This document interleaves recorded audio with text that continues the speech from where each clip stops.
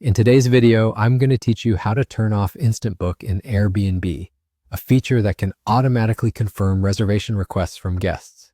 Adjusting this setting gives you more control over who gets to book your place, which can be helpful if you'd like to screen potential guests first. Let's dive right into it. To begin, you'll want to log into your Airbnb account using your preferred web browser or app. Once you've entered your credentials and are on your dashboard, you'll see a button in the top right corner labeled Switch to Hosting. Go ahead and click on that.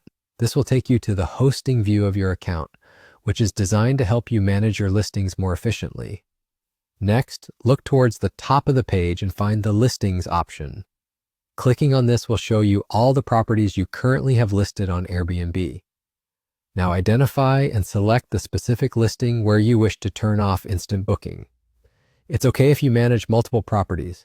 Just make sure you're working on the correct one. This way, you ensure you're making the desired changes to the right listing. Once you're in the listing editor, you'll want to scroll down the page until you come across the section labeled Booking Settings. This is the area where you can control how guests book your property. Here, you'll see the option for instant booking, which could either be turned on or off. If the switch is in the on position, it means guests can currently book instantly without sending a request.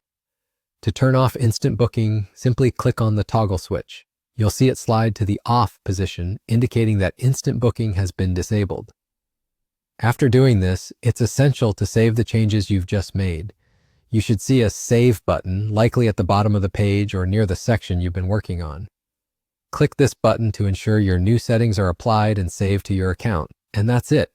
You've successfully turned off instant booking for your listing. This means guests will now need to send booking requests, allowing you to review them before confirming any reservations. This can be particularly beneficial if you prefer to have more personal interaction with guests or do a bit of vetting to ensure the best fit for your property.